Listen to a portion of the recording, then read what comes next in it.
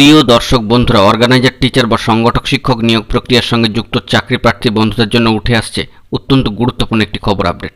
কার্যত একটি নোটিশকে কেন্দ্র করে কতটা কাজ এগোতে পারে এ বিষয়ে কিন্তু চাকরি প্রার্থীদের মনে একটা সংশয়ের জায়গা তৈরি হচ্ছে। অবশ্যই সেই সমস্ত ডাউট ক্লিয়ার করবার চেষ্টা করছি গুরুত্বপূর্ণ সিরিয়াস টপিকটির ওপরে ও নোটিফিকেশন সংক্রান্ত বিষয়, তাই আর্জেন্ট এই ভিডিওটি কিন্তু ক্রিয়েট করতেই হচ্ছে। ভিডিওটিকে সম্পূর্ণ শেষ পর্যন্ত শুনে বোঝার চেষ্টা করবেন, ভিডিওটিকে শেষ পর্যন্ত দেখে নেবেন। যে সমস্ত বন্ধুরা চ্যানেলটি সাবস্ক্রাইব করেননি, সাবস্ক্রাইব করে নিয়ে সঙ্গে থাকবেন। চলুন কথা না বাড়িয়ে মূল আলোচনায় প্রবেশ করি, নোটিশ সংক্রান্ত বিষয় আলোচনা শুরু করি। অত্যন্ত গুরুত্বপূর্ণ নোটিফিকেশন, অবশ্যই স্কুল এডুকেশন ডিপার্টমেন্টের তরফ থেকে গরমের ছুটি সংক্রান্ত একটি অফিসিয়াল নোটিফিকেশন কিন্তু প্রকাশ করে দেওয়া হয়েছে। নোটিফিকেশন প্রকাশের সাথে সাথেই গরমের ছুটি কিন্তু দিয়ে দেওয়া হয়েছে এবং সেটি এক্সটেনশন করে দেওয়া হয়েছে, অর্থাৎ আরও কিছুটা পিছিয়ে এনে গরমের ছুটি শুরু হয়ে যাচ্ছে আগামী 22 তারিখ থেকে।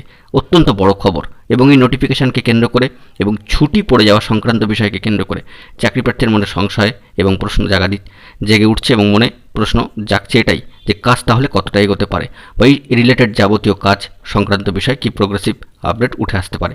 গরমের ছুটি তো পড়ছে, অবশ্যই জানিয়ে রাখি গরমের ছুটি পড়ছে স্কুলগুলিতে, সেটা কিন্তু আপনাদেরকে খেয়াল করতেই হবে। তো ফ্রেন্ডস, যে বিষয়টি জানা যাচ্ছে গরমের ছুটি কার্যত পড়ছে এবং সেই সংক্রান্ত বিষয়ে কিন্তু নোটিফিকেশন জারি হয়ে যাচ্ছে। স্কুল এডুকেশন ডিপার্টমেন্টের তরফ থেকে নোটিফিকেশন জারি হয়েছে আজকে 18/4/2024 তারিখ।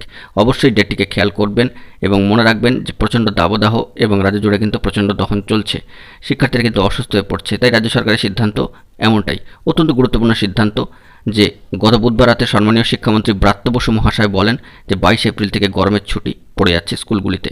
স্কুল কবে খুলবে তা পরে জানিয়ে দেওয়া হবে। সূত্রের খবর, আজ বৃহস্পতিবার মধ্যশিক্ষা পর্ষদ থেকে এই বিষয়ে বিজ্ঞপ্তি জারি করা হবে।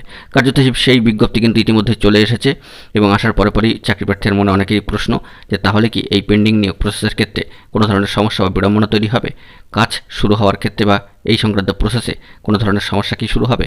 এ বিষয়ে অবশ্যই জানিয়ে রাখি যে এটি স্কুলগুলিতে ছুটির নোটিফিকেশান জারি হয়েছে স্কুল এডুকেশন ডিপার্টমেন্টের তরফ থেকে। রাজ্য জুড়ে প্রবল দাবদাহ চলছে, তা আপনারাও কিন্তু অনুভব করতে পারছেন।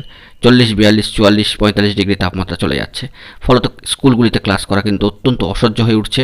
মূলত শিক্ষার্থীদের ক্ষেত্রেই ছোটো ছোটো বাচ্চারা কীভাবে এই গরমে স্কুল যাবেন, এই বিষয়টি কিন্তু আপনাদেরকে মনে রাখতে হবে।